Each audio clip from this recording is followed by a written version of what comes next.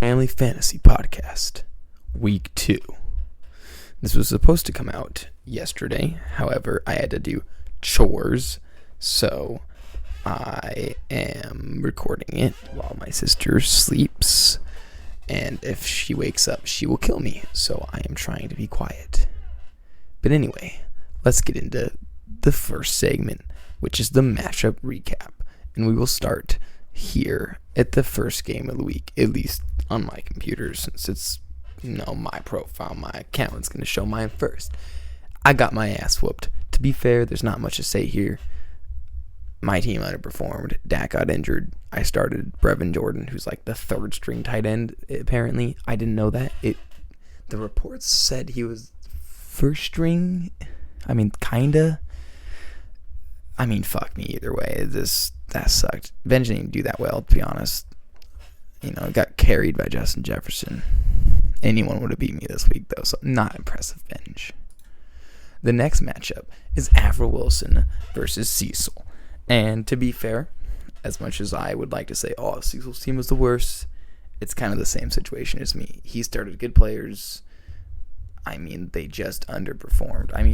He probably shouldn't have played Darnell Mooney at all because he was playing in a torrential downpour. But that's not that big a deal. It wasn't anyone on his bench that would have really should have started over him anyway. But, Avril's team, though, is looking great. She's put up 123 with a running back getting 0. That is kind of scary if she figures out who that third guy is here, because if Cam Akers ends up being like this all season, which is looking like he's going to, put Miles Sanders there. If she can get consistent performances from Chark and Dotson like this at flex, that is a terrifying team, to be honest. The next game, which was the closest game of the week, Rana needed 12 points going into Monday Night Football. It was really close at the end. I kind of thought that she was going to win because they were moving the ball down the field, but then they decided to kick a 64-yard field goal. And honestly, had they not done that, had they gone for it, there was a really good chance that Courtland Sutton scores those last 3 points, like either, a 20-yard catch or a couple catches here and there, and gets enough points that way. If anyone should be mad at that coaching decision, it's Rhonda, even though it made our Seahawks win. And as far as Ari's team goes, there really isn't much to say about it. They kind of played exactly how you'd expect them to, minus Joe Burrow throwing like 4 picks. But bench-wise, even then, they were super right where I expected them. Maybe James Robinson overperformed because he scored 2 touchdowns, but he still got the amount of touches and action that I expected. So not much there. Now, this was an interesting matchup. I did not expect Aaron to score as many as he did. I honestly thought David would be right up there with him in like the low 90s, 80s maybe, but he really surprised me. To be fair, he had Jamar Chase and Travis Kelce, which are probably going to be guys that go off every week with how much, how involved they're going to be in their offense. Bills defense is honestly going to be a viable start every single week too, it seems. And if he can figure out which quarterback is going to be the guy for him, that'll be good. Jameis Winston scoring 25 isn't not necessarily what you're going to expect every week, and neither is Matthew Stafford scoring 10. I think Stafford will be just fine, so he really shouldn't be worried. The only thing he should be worried about, which is actually really kind of scary for him, is he has no good running backs. He has A.J. Dillon, and Melvin Gordon was fine, but that is it. His backup running back, his only backup quarterback or running back is James Cook, and that is just... that's no good. So he's going to have to work the waiver wire. Hopefully he knows what that is, because he hasn't played this very much. So I think it's his second year. So Ari should probably help him, because I will not be. Next team is David, who, if you look at the team on paper, it's not bad, the starting lineup. Isaiah McKenzie's a weird start because he's a third string receiver. But if you look at his bench, he really didn't have anyone else to put in. 5 of the guys off the bench that he had got 0 points and were not involved on their team at all. So, you're going to probably see a lot of movement there for him. He likes to make a lot of drops during the season. We all know that. But honestly, it's not that bad. Dameon Pierce is going to get better. Edieni, or Travis Etienne, or how you pronounce it, he had 2 easy touchdowns. One was overthrown and one he dropped. And assuming he is decent at football, that's not going to be the case every week. He's going to catch those balls, and Trevor Lawrence is going to make those throws. He also has Josh Allen, who's going to be a 30-plus scorer like every week. And if he makes the correct starts like he should have this week, then you're going to see David reaching 100 pretty regularly, I'd imagine, especially with Adams getting the target count that he did with 17, which is just insane. The dude's on pace for like 230 catches this year or something like that. That's just stupid. Next game, another close one, and one that came down to the wire, Monday Night Football. McKay's team, I mean, this could be like one of the best teams we've seen if Aaron Jones can go back to how he was like 2 years ago in terms of involvement in the offense, which basically means A.J. Dillon can take his carries, but Aaron Jones needs to be the guy they throw to like 8-10 times a game, because that's going to be a lot of points from his receiving yards, because he's not going to overtake A.J. Dillon, I don't think, during this. I can't see that happening. While they're both healthy, I think A.J. Dillon's going to probably get the bulk of the carries. Derrick Henry's not going to score 8 every game, so that, he's getting up to 50. He's getting 20. That's scary. The most scary thing on his team, though, is Saquon Barkley. That is fucking intense. He had the ball like 15, 16 times maybe. I don't know exactly what the number was. I can look. He carried the ball 16 times. I think he had a few receptions. I think he might have like 4 or 5. So he had 18. I'm reading the projection. 18, 4 or 5 carry or reception. 6. I'm stupid right there. 24 attempts, like as in touches, and he had 27 points. That means if he touches the ball, that's at least a point right there. At least so far. That is insane. He has Rashad Penny off the bench, and he seemed to be the main back in Seattle, but Kenneth Walker is still coming off an injury, so you don't really know. But it's looking like that's going to be a good bench player too. He doesn't really have receiver depth. Adam Thielen was involved, but 4 targets it's not amazing. Robert Woods was not involved. I think he had 2. He had 2 targets. That is bad. So hopefully, if he wants to win, he can get someone off the waiver wire, which I'll get to. I'll get to waiver wire, guys. It won't really matter, because by the time this comes out, you guys are all going to be asleep, and there's not going to be much to do with the waiver wire, because it's 8 a.m. tomorrow is when it goes through. So I'm trying to get these out Tuesday, because I want to go through waiver wire, guys, and explain why each one of them is valuable, to help out people that maybe don't want to do all the research. Anyway, the other team, Keaton, performance-wise, Austin Eckler, he's going to be better. Kyler Murray, that's about where you expect, so that's fine. His receivers, I think Judy overperformed a bit. I think that the play he scored the touchdown was like majority of his points. Like right there, that was 50, 60-yard touchdown. That's 12 of his 18 points, and I think it was a broken play, so I don't think that should be something that's like, you should be happy about it, but don't think that's Jerry Jeudy's role in the offense. He's not really going to be the big play guy, I don't think. I think that's going to be Courtland Sutton. Could be wrong, but based on how they played, it seemed like that was Courtland Sutton's role.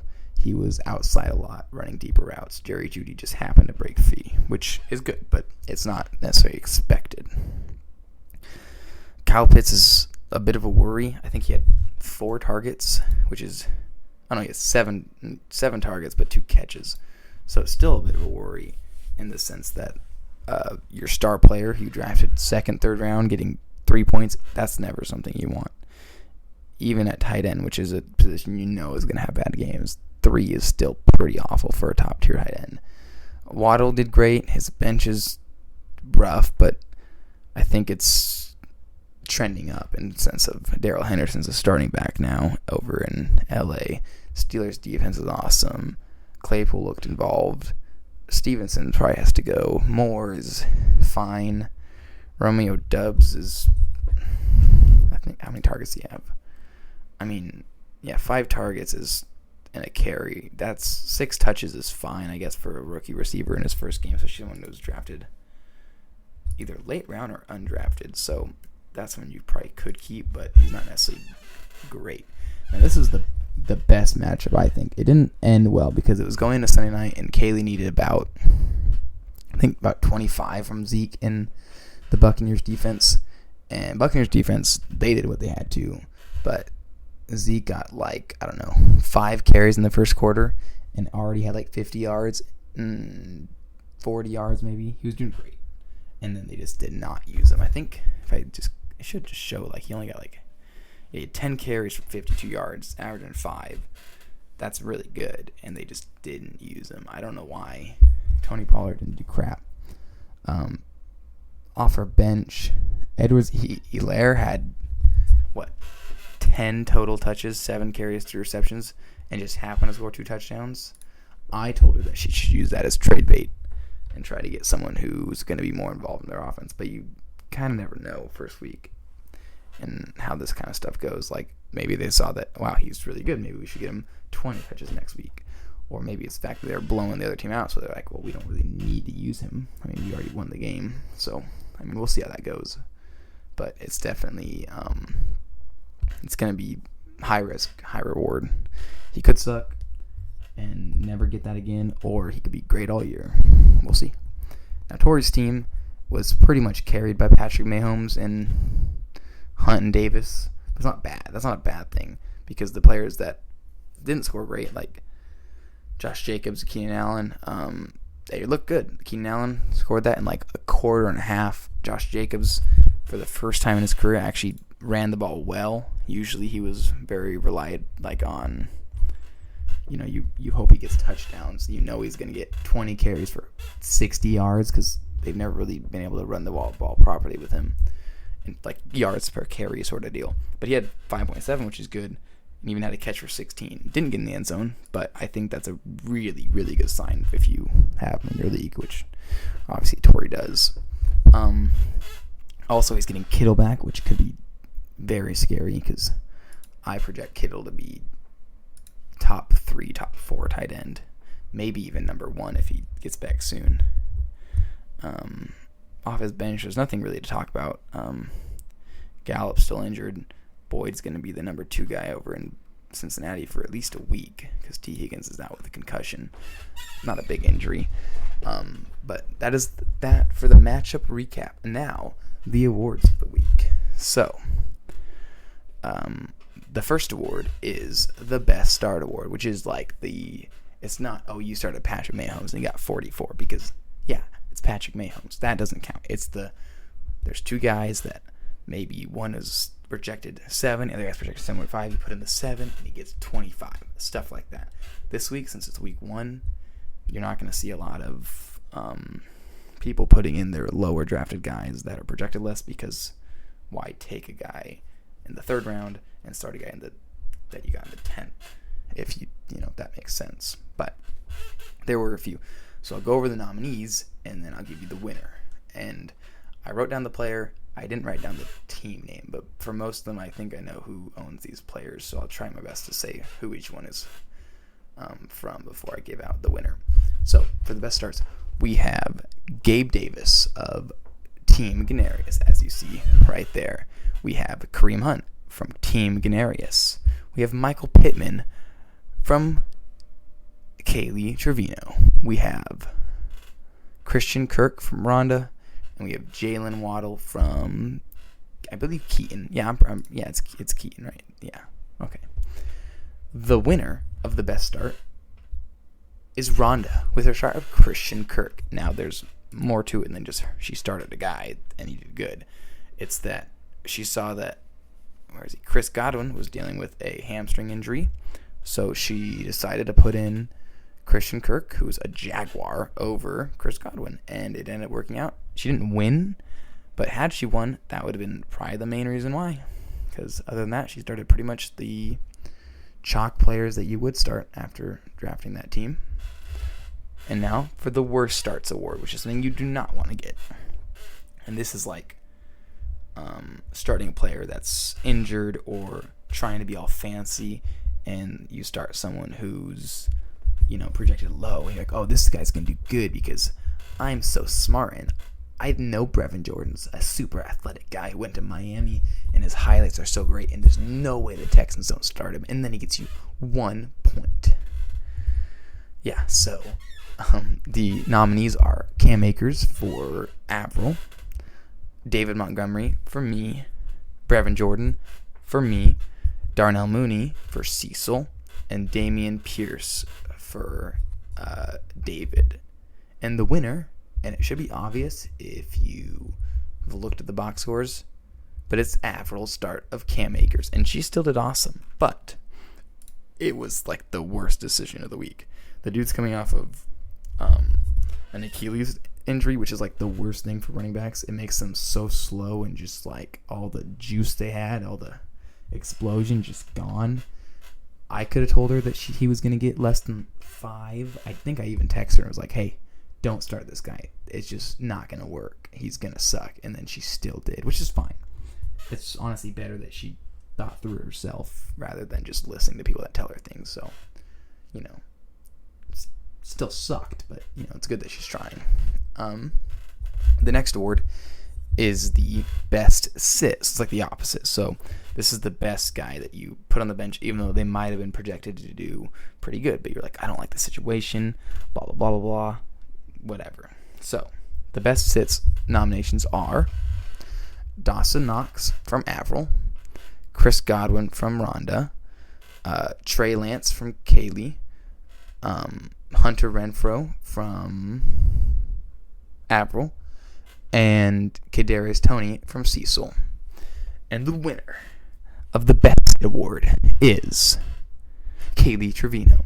So if you look at the box score, you'll see she started Derek Carr, who only got 18. That's, whatever for Carr. But she saw, and by saw, I mean I told her that the rain in Chicago, I sent her a video on Instagram of like the weather in Chicago, and then she took out Trey Lance and put in Derek Carr.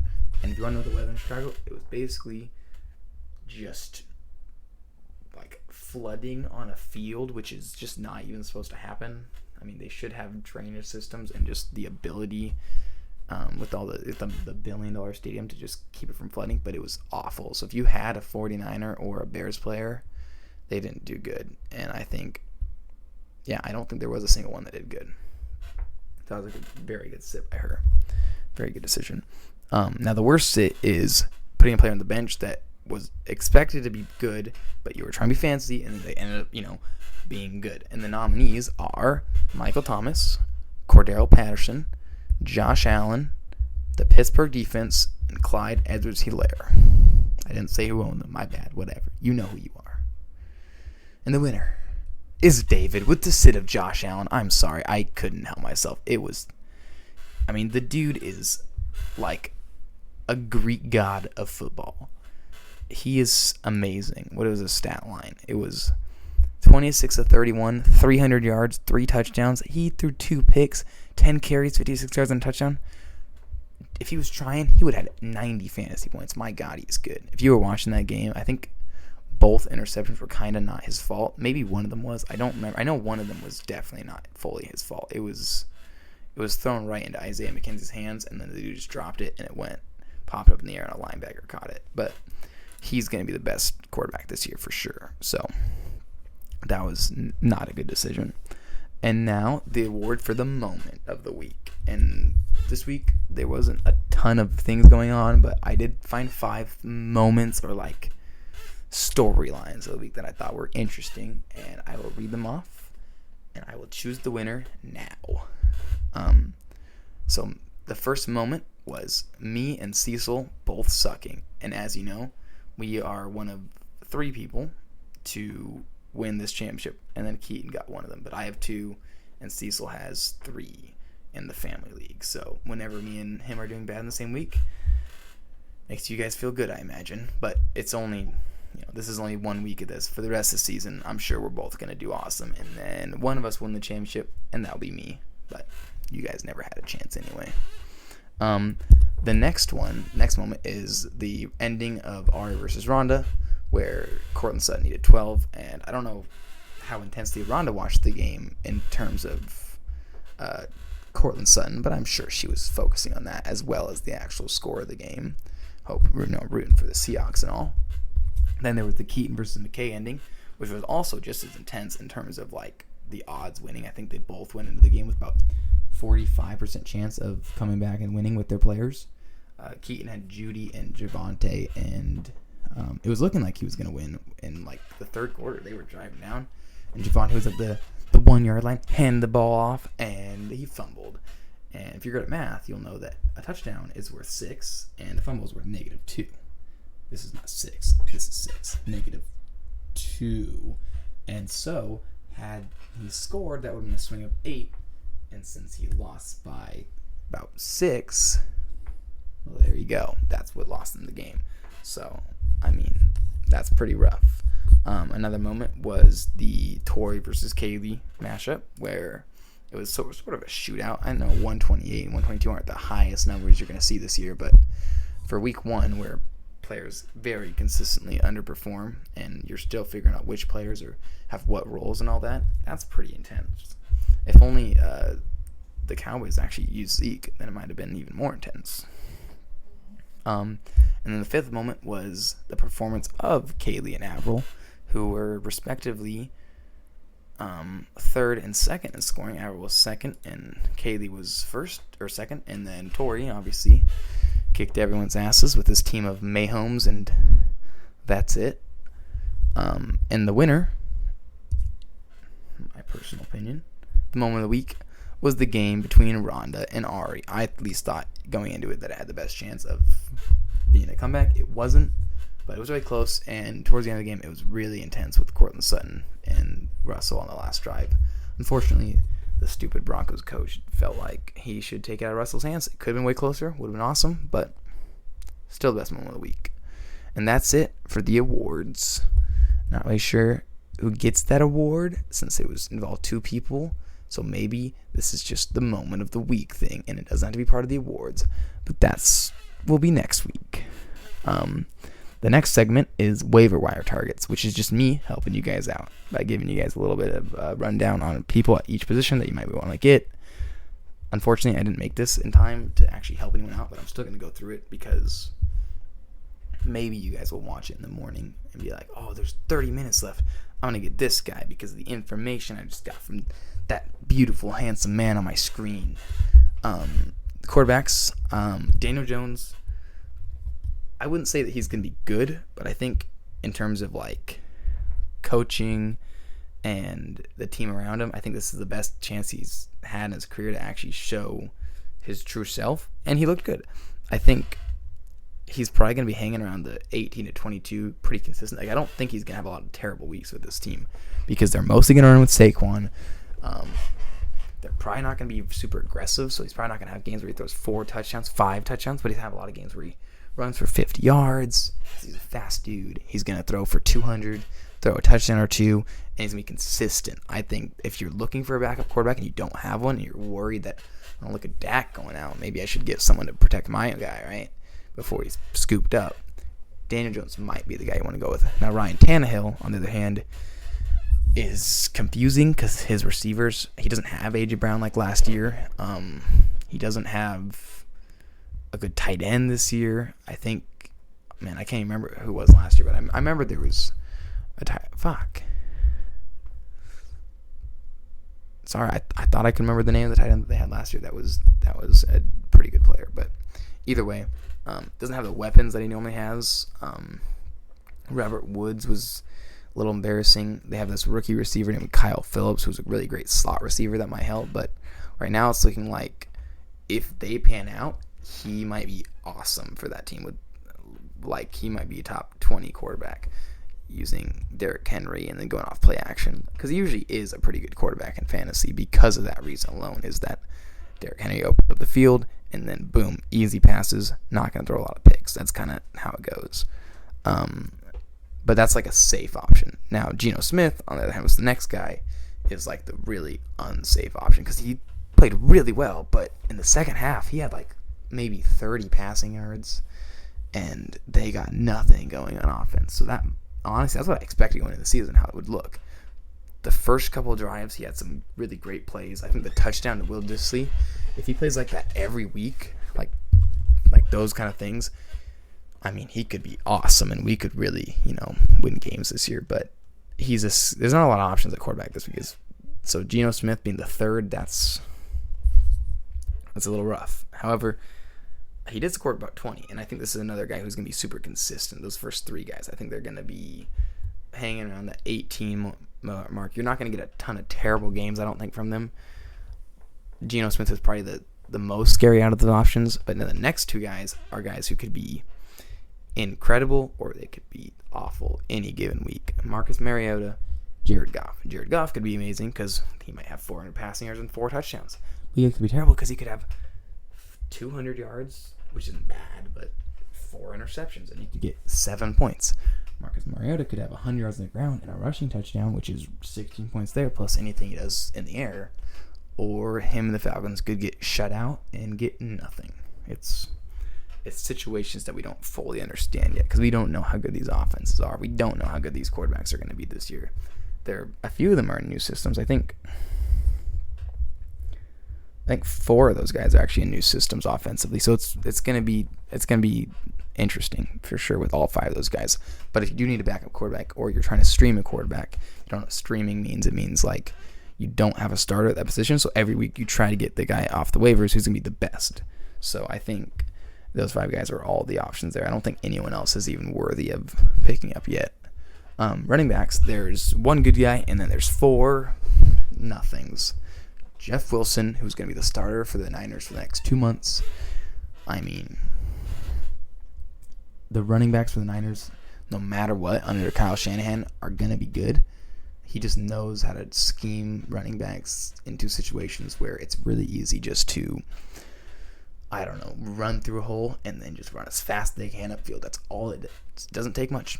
That's just Kyle Shanahan right there, working his magic. So, Jeff Wilson, if you scored the least points in the league this week, you're going to get him. Man, who's that lucky fellow who gets Jeff Wilson for the next 2 months? I don't know. The next 4, Alexander Mattison, that's just a really great backup in the league who, just like A.J. Dillon and Melvin Gordon, will probably, as the season goes on, get more and more touches. Alexander Mattison is probably below them, though, because Dalvin Cook seems to be the main guy.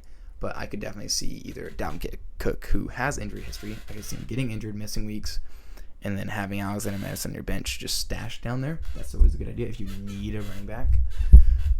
Or you just have a spot available and you don't see him you really like, you just put him there, and then maybe he'll pay off.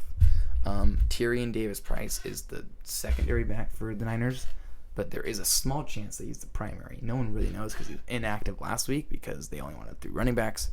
Jeff Wilson is a vet.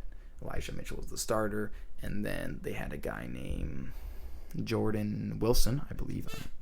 I'm 90% sure that's his name, who was the 3rd running back, but he was only on the team, only active for special teams purposes because Tyrion Davis-Price doesn't play special teams, but the other one did. So this week he will be active, and there's a very good chance that he gets 10-plus carries on this offense while they try to figure out who they want. So if you're very desperate, I think Aaron could really use a guy like that. Maybe David would probably want to pick him up. Can't really think of anyone else who's desperate on running backs. The next 2, Kenyon Drake, Ty Montgomery, they're really only on this list because they had a good amount of touches and got involved in the passing game. I don't think either of them are going to be great this year. I wouldn't take them unless you were super desperate, and I don't think anyone in this league is, but they are top 5 on the waiver wire. Now, receiver, there was a good amount of people who could make this list, but I brought it down to 5, like the other positions.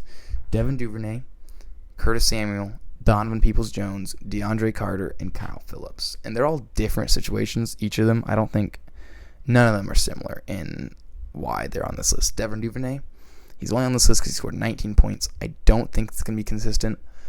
That Ravens offense, at least passing to wide receivers, has never been great since Joe Flacco was there. And even then, the best receivers they had were like Torrey Smith and Steve Smith, who were pretty good, but they've never had that guy. And not Rashad Bateman, but Devin Duvernay is not going to be that guy. I think he only had 4 targets, actually. I'm going to go look just to make sure. But how do I get to just get receiver? Devin Duvernay had 4 targets, and he happened to catch all 4 of those, and 2 were touchdowns. That's not bad. I mean, if you had a guy who every week got 4 targets, caught them all, got 54 yards and 2 touchdowns, that's wonderful, but that's not how the league works. If a guy's only getting 4 targets, that means that the guy's only good enough to get targeted 4 times throughout the whole game. Okay? Yeah, he got 4 of them, 54 yards and 2 touchdowns, so maybe that's thinking, oh, get this guy involved more. He's clearly a star receiver. But that's not always how it works. Sometimes this happens in the first week, and they never see this kind of action again. But there were a lot of reports out of training camp that this guy was going to be awesome this year. So maybe they were right, and maybe he's just going to get more and more involved as the season goes on. Definitely a good guy to pick up. Next guy, Curtis Samuel, who is right here. He had 11 targets and 4 carries. That's 15 touches. That is the sign of a star player right there, especially a receiver. So he only had 55 yards on his 8 catches. I didn't watch the game, so I'm assuming that means he had a lot of either quick screen routes or just like a quick out route for 5 yards. Right? He didn't do a lot after the catch. But he is a player that in his history has been great after like running and juking people out and getting downfield. So there is a high chance that those 55 yards become 100 some weeks. He had a touchdown, and those 4 carries got him 17 yards. So this is a guy, if you have a spot on your roster for receiver, you need to put in a waiver request for him 100%. Just the odds of getting him, even though they might be low for someone like Torrey, you never know. So I would put that waiver in just to see, because nobody out there has every spot in lock. Like, I mean, at this point, there's always going to be someone on your roster who sucks and needs to just be dropped instantly. But put in a request for him. The next one is Donovan Peoples-Jones, who had 11 targets as well, right? Yeah, so he had 11 targets for 60 yards, which is honestly, for this kind of guy, is really low because he is a fast guy. I mean, he's like 6, I don't know if it shows, but he's like a 6'3", 210-pound guy who runs like a 4.4, 4.5. He is super athletic. He's going to get, if he's getting those kind of target shares, like 11 a game, he's definitely someone who's going to get, 80 to 90 yards on average, if this is consistent at least. So I would definitely look into getting him if you like, or if you need a receiver. The next guy is DeAndre Carter, who I might not even be able to find here. Oh, I didn't even realize Joshua Palmer was available, to be honest. He had 4 targets for 5 yards, which is bad. Although I will say, I didn't realize he was available. I must have just missed his name. He's also a good player to pick up right now. However, DeAndre Carter, if I can find him. DeAndre Carter doesn't even look to be on the first list. But DeAndre Carter was playing on the Chargers, and he looked like he was... This is when they had all 4 of their receivers, Palmer, Williams, Keenan Allen, and DeAndre Carter. They had all 4 on the field pretty consistently through the first part of the game, and he honestly looked like the number 2. Mike Williams wasn't doing anything. Joshua Palmer wasn't doing anything. And with Keenan Allen out, there's a good chance that DeAndre Carter this week scores... I mean, on that offense, he could score 12 to 20. So if you need a receiver just specifically this week, I think DeAndre Carter is the guy for specifically 1 week in terms of like potential. I think he could be great. Next receiver, who I think is a possible pickup, is, I saw him on here, Kyle Phillips. So he got 9 targets, but he had 6 catches for 66 yards. He is like 100% a slot receiver. Not like Cooper Kupp, where he moves around in the slot and does a lot of these crazy little motion stuff like that. He's not really like a modern day slot receiver. He's like very much a late 2000s like Wes Welker type of guy. But that's really good for fantasy because you're going to get a lot of targets during a game. I mean, 9 in his first ever game as I think a late round pick is pretty good. He's probably going to have even more than that next week. Like I could see him having 12 to 13. Because slot receivers, if you don't know how football works, are usually going to be covered by either a safety or even and sometimes a linebacker, and then sometimes also a slot corner who is obviously just the same as any other corner. They're just playing in the slot. But it just opens up the field for them to get more targets and be more involved through the air. However, they don't usually get a lot of yards, so you're hoping for a touchdown. Like, you're hoping for, like 66 yards and a touchdown, rather than like Justin Jefferson, who could have 180 yards and not have a touchdown, and that's obviously awesome. But for someone like this, you're hoping for that little 5-yard touchdown that they get every once in a while, or if they're really good, they might get 10 a season. So this is definitely a player who, as a rookie, could end up being a solid player for your roster. Then we have tight ends, who I'm not going to get into too much of detail on them because there really isn't a lot to go on. These are just guys that had good target share and could definitely be like consistent throughout the season. So there's Taysom Hill, who is the weirdest of them all because he's not really a tight end. He ran the ball from shotgun. Like, he took the snap, ran the ball. He had like a 60-yard run and then ran in for a touchdown like the 2 plays later. So you're not going to see that from every tight end, and definitely not, or you're never going to see it from anyone except from Taysom Hill at that tight end position. So if you think that that's something that he could do a lot, then I would get him, because that is awesome. 80 yards rushing and a rushing touchdown for a tight end, that is great. But he doesn't really get involved in the passing game, so you really need to hope for a red zone touchdown, which he gets kind of consistently. And it seems like they're going to use him even more this year than they normally do. So he's not a bad pickup. Definitely not someone you want to start just yet. You want to wait to see if this is consistent. Someone who you could pick up and instantly start is Logan Thomas. He had I think 6 targets. I can't remember exactly what it was. So he had 6 targets, 3 receptions, 45 yards. That's pretty good for a tight end, especially someone who's coming off of, I believe, an ACL injury. Yeah, ACL here. He was out all last season mostly. But he was, I think, tight end number 6. Like, he was top 6 2 years ago. So he's definitely someone to keep an eye on. I'm personally trying to get him. I think he's just that good of a player. I think I want him on my team for sure. So if you're looking for a tight end and you're heading in the waiver wire, I'd go for that. Then there's Tyler Conklin, Will Dissly, and then Kylen Granson. So Will Dissly is on the Seahawks, and they used 3 tight ends, which is never a good situation, but they used them regularly, and I think Will Dissly is the most touchdown likely one out of the 3. Noah Fant's probably their he's their spread offense guy. So when they're trying to drive down the field, like in the last 2 minutes of a half, he's definitely the guy that's gonna be on the field the most. But then there's Colby Parkinson and Will Dissly, and I think Will Dissly out of those 2 is the one that's gonna get the most red zone targets.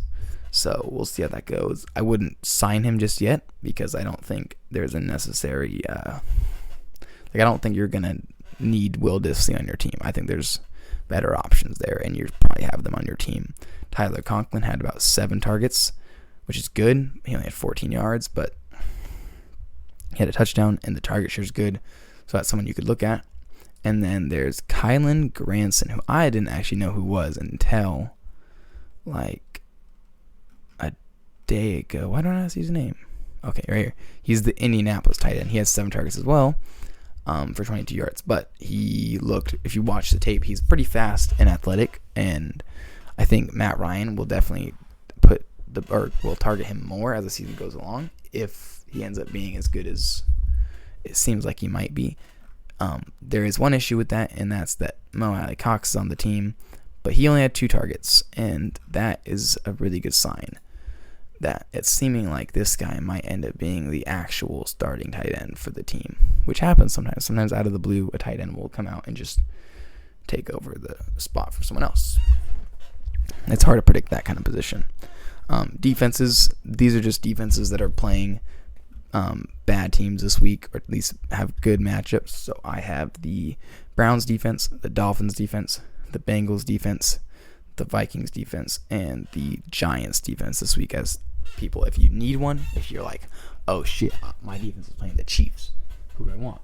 I would personally say get the Bengals defense because they're going against the Cowboys, who have no Dak Prescott. So if you're choosing one out of those 5, that's what I'd go with. But any of those 5 could be awesome this week, so I'd look into them.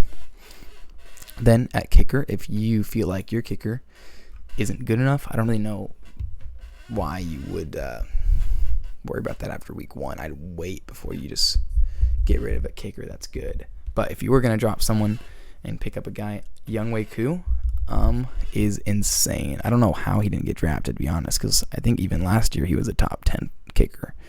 Anyway, though, he had 19 points, kicked 2 50-yard field goals, almost had a 60-yard field goal for the win, which would have put him to like 25 points. So if you're going to get a kicker, I would get him. And then some other options are Cade York, the rookie, Ryan Suckup, Chris Boswell, and even Jason Sanders would be good. Any of those guys are acceptable players. So if you need a kicker, look into those guys. The next segment is an interesting one that took a little bit of time for me to set up, but it's called The Lineup. Basically, I will say how many points a team got, and then I'll say how many points their perfect lineup was, and then the percentage of that. So it's how good are you at setting your lineup. So, for example, Ben scored 112.28 points, but his perfect lineup would have been 129. So he set up a lineup that was 87% of his perfect lineup. And this is basically just going to show, one, how good are you at setting your lineup, and two, how good is your team overall? Because your team is scoring, 80 points this week, but you had 140 possible. That means your team's good. Like, it's not necessarily your fault that in the week one you didn't know exactly what the situation is going to be, but that doesn't mean that you have the possibility each week of scoring, a decent amount of points. So, someone like me who's next on the list, I scored 62. My perfect was 110. I only put a 56% lineup, like perfect lineup percentage. So I have points there. I just didn't put them in the right spot. I still would have lost, I think, with 110, but still, wasn't all my fault. Avril had 88% of her perfect. She had 123, and her perfect was 140, which is a very good sign for her. Now, the worst sign of all is Cecil, who scored 67, but his perfect was 78. So that is rough, and he's probably going to do a lot of work to fix that. Rhonda had 103.7, and she scored 103.7, and her perfect was 120.6 with an 86% lineup score, is what I'll call it. I decided now. Ari had 106.7, could have scored 131.8 with an 81% lineup score. Aaron had 112.5, could have scored 142 with a 79% lineup score, which is really scary, actually. 142 a game is really good. David had 87 points and could have scored 105, not too bad. And he had an 83% lineup score. Now, this is an interesting one. McKay scored 107.9, but his perfect was only 109. So he had a 99% lineup score, which is really close to the perfect lineup. But it's kind of scary, too. If your best team is only putting up 108, that doesn't mean that you're bad necessarily, but it's definitely rough. Most of the other ones are in the 120 pluses. I mean, mine's also bad. I'm just saying. Keaton had 101 points, and his perfect was 112 with a 90% lineup score. Kaylee's was 122, and her perfect lineup was 142.4, which is the best, by the way, of any team. And she had a lineup score of 86%. Tori had 128 points, and his perfect score would have been 137 with a 94% lineup score. So basically, if you have a low lineup percentage, that just means that your team is good, or that it just means that players on your bench played well, and don't worry too much, because those players on the bench are definitely guys who, well, not definitely, but those guys on the bench could still just be your starters, and then you'll be fine. So just flip-flop, and if you're scoring 100, but your bench is scoring, or you could be scoring 140, that just means you just need to figure out which players should be going where, what their roles are in your team, and then you'll be fine. But if you have like a high percentage, like 99%, but your score is pretty low, or just only average, then that's a bit of a worry, like McKay is. Now we will get into the power rankings. And I'll show you the teams as I go along. I don't have much to say about these teams that I haven't already said, so I'm just going to basically read off the list and say where you've moved from. So, in the last spot is me, CJ Bowers, moving down 10 spots. Number 11 is Cecil, moving down just one. I expected his team to be bad this week, and I don't expect his team to be good on the year unless he figures something out. But I don't like this team this week either, and I have him at 11. At number 10, I have David, who is probably going to make a lot of lineup changes, so his team is going to be different. But as of now, I don't like his team that much, so I project him at team 10. Number 9, Aaron, who did score a good amount of points. However, even though he won and scored, I believe, 112, right? Yeah, 112. I don't like the situation of his team with his running backs. They're the most important position in fantasy football, and he only has 2, and they're both backups, at least as of now. So that is just too scary to rank him any higher. He's not a terrible team, but if you can figure that out, and also he needs to get rid of DK or Tyler Lockett, because you cannot have 2 receivers on the same team and have them be putting up 4 and 5 in your starting lineup. So that needs to get fixed. But other than that, his team is fine. So he's at 9. Number 8, we have Rhonda, who does not move. By the way, David went up 2, and so did Aaron. Rhonda does not move from her spot at 8 before. And I like her team. However, there's a few things that worry me. One is Chris Godwin's injury. I think it's probably more worrisome than they're making it out to be. I don't think he's going to get a lot of playing time in the first half of the season. When he does, I don't think he's going to be very effective. Najee Harris says he's going to be playing this week, so maybe that's not a worry. But I'm not in love with the receivers. Christian Kirk did fine, and maybe he's going to surprise me and be a good receiver this year, but it's hard to trust a Jacksonville player, especially a receiver, as of late at least. And our bench is pretty terrible. Not a lot of real depth here. Robbie Anderson had 19, but that's not going to be consistent. That was just because of a 75-yard touchdown. The next player is Keaton at 7. He also doesn't move. Go look at his team. This is moving into like the teams that are, as of now, looking like championship teams. I think Rhonda and Keaton are both possible. I don't see it happening. Deontay Johnson, Jerry Jeudy, and Jalen Waddle is a fine receiver core. Running backs are also just fine. I think he's going to be pretty average all year. I don't think he's going to have a lot of bad weeks, and I don't think he's going to have a lot of great weeks. I don't think there's a large potential here for a great team, but you never know. I mean, any one of these guys could end up being stars that I don't see happening. Like maybe Jerry Jeudy is going to be the number 1 guy, and maybe he is going to be scoring 15 plus a week. That could happen. You never know. I just think he's a middling team as of now. Number 6, we have Ari, who is the self-acclaimed second best team, although I don't agree with that, but what are you going to do? I don't like his receivers. T. Higgins is injured. Marquise Brown is only going to be decent at, right now he's just decent, and he's only going to be decent until DeAndre Hopkins comes back. Jarvis Landry is off the bench. He got 15, so maybe that's going to be consistent. I also don't see that happening. I think Chris Olave is going to take away from his role, and I think they're both, because he has Olave and Jarvis Landry. I think they're both going to be behind Michael Thomas as like 2B and 2A on the offense, so I don't think either one of them is going to be really startable. Joe Burrow, it doesn't really worry me that he had 5 turnovers, but it's definitely not something you like. He would have had 32, so that's good, but obviously he just needs to clean that up, and he'll be fine. So Ari's a good team, have him at 6, and now we move into the 4 or 5 teams. I'd say 5 teams that I think are the championship favorites as of now. I don't really think any of the other 5 teams really have a chance, like looking at their current rosters and the situations they're in. This is number 5. He dropped 4 spots. I had him at 1. He definitely could be great. I don't like his receivers, though. That's the main thing.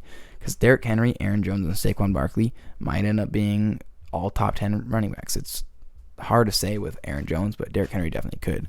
Jalen Hurts, dude runs the ball like 20 times a game. That is all you need from a quarterback to be good. His bench receivers, again, his receiver core is just terrible. He does have Rashad Penny, who I like, and that helps the running back core, but he already has 3 good ones, so it's not that big a help.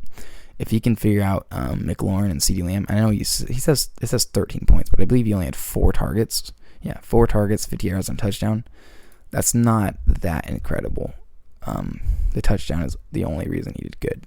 CeeDee Lamb, I think he had like 11 targets, 2 catches. The targets is a good sign, but now with Dak out, it's going to be rough for sure for him. So if McKay can figure out the receiver situation, he's definitely a top 3 team. But as of now, as it stands, I will not put him there. Number 4 is Avril. She's went up 5. Not a lot to say about her team, actually, besides Cam Akers. He's terrible. I tried to get her to trade for Darrell Henderson, but just didn't work out, and I don't think she's going to be able to get him now. She can always start DJ Chark or Jahan Dotson the flex, move Miles Sanders up. It's a good team, but she definitely needs to figure out the Akers situation, because otherwise she has just 2 running backs, and that is a not good situation to be in. Number 3 is Benj, who moves up 2 spots. Go to his team, the least clutch team. Basically, I have only good things to say about Benj's team, except for maybe Brady, but I'll get to that in a minute. But for one, Justin Jefferson, Swift, Nick Chubb, all awesome. Cordell Patterson, I think he had 20 carries and a touchdown, 3 catches, 20 points is great. I don't know how he fell so far. Like, last year he was the 4th best running back. No, I think he was like the 9th best running back. I can get ahead of myself. But he was great. And for some reason, people were like, well, he can't be great twice because he's a kick returner. That was a fluke. Nope. Seems like he's awesome again. So that was a really good pick by Benj. And his running back core is going to be awesome. His receiver core with Allen Lazard, Justin Jefferson, I guess DJ Moore is going to be good. He did have 6 targets, which is fine. But I definitely see Allen Lazard taking over that role, or that secondary receiver role. I don't really like DJ Moore this year. Justin Jefferson is insane. DeAndre Swift look insane. I feel like he touched the ball like 8 times and had 1,000,000 yards, 15 for 144, 3 for 31, with only a touchdown. I mean, that is just incredible. Tom Brady scoring only 12 points. It kind of worries me because he didn't throw the ball a lot. And if you know anything, like look at the projections. He was projected to throw the ball 41 times. Like last year, he didn't have a single game throwing below 30 attempts. So that's the only little bit of a worry there, is maybe Brady isn't going to be throwing the ball that much this year. Maybe they're going to stick with Leonard Fournette on the ground. So we'll see. But that is a small worry for his team. But his team is really good. Number 2 is Kaylee and her We Are Groot team. So the small worries for her team. Whoa. She's starting Michael Carter this week over Clyde Edwards-Helaire because, she's just going by projected. Never. I thought maybe she was being like, just trying to do a sneaky play, but really she's just doing projections, which is fine. There's nothing wrong with just putting who's projected the most because, I mean, they're kind of the experts. They would know more. But, although, that's Los Angeles or Cleveland. I might tell her to think about switching that. Either way, her team was awesome. I think Michael Carter had like 15 carries. He had 10 carries and 7 receptions. That is really good. If the offense is even, like the Jets offense is even decent, I mean, he could be a great player. That is actually really good. Wow.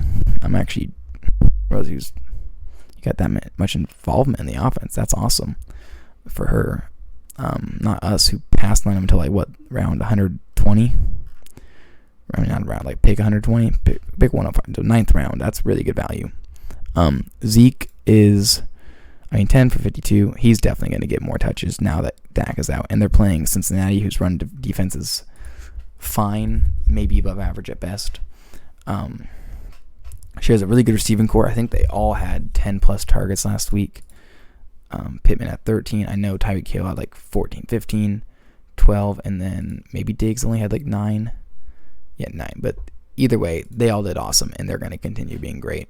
So her team is, honestly, at this point, I think her team is 100% a lock to make the playoffs. I don't see, even if she doesn't make a single move, I don't see how she could miss the playoffs with this team. Even her secondary running back got injured. So she has 3 good running backs now, and another one in 2 months towards the end of the season, assuming he comes back and keeps the role of starter, which he might not. But her team is looking really good.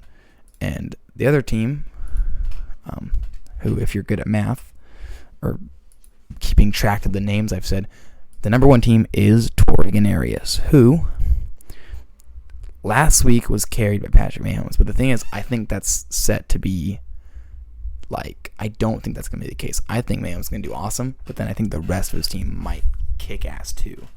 Gabe Davis got involved a lot. I think he had 6, 7 targets. Oh, only 5. Well, that's not great, but he did seem involved. When I was watching the game, I saw him on the field a lot. I think he had 97% of the snaps at receiver, which is just really good, and you really can't ask for better than that. So I would not be worried at all about the 5 targets. I think he'll only get more as the weeks go on. Jacobs looked awesome. I think he's going to get even more touches on the ground, and I think he's going to have a really good chance of scoring touchdowns each week. McCaffrey, man, he only got the ball 14 times, which for him is really low. I've heard that the offensive coordinator over there, or maybe I think Matt Rule, the coach, calls the plays. I've heard that he's really weird about McCaffrey and doesn't like getting them the ball a lot. I don't know why. Hopefully that changes, because McCaffrey, if he touches the ball 20 times a game, he's going to score at least 15 points for you. So I wouldn't worry about him at all. George Kittle's coming back for Torrey. Bateman got 5 targets, 2 catches, and a long touchdown. So I'm not confident in him, but he does have Boyd and he does have Keenan Allen. So his receivers are still going to be great as the season goes along. I didn't expect Kareem Hunt to be so involved like he was. I mean, 15 touches, 2 touchdowns. That is just beautiful. You cannot ask for anything better. He's starting both San Francisco players, or, you know, his defense and kicker is both San Francisco, which is good for this week. I'm pretty sure Robbie Gould did not do great last week. He only had 4. But I could see his team easily scoring 135 to 150 this week, honestly, with the matchups. So that does it for my podcast. Sorry if this one was way longer. I'm pretty sure it was. But, you know, hope you guys enjoyed listening to me talk quietly through the mic because Kira's asleep. I will try to be more enthused about it and film it earlier on Tuesday. Bye-bye.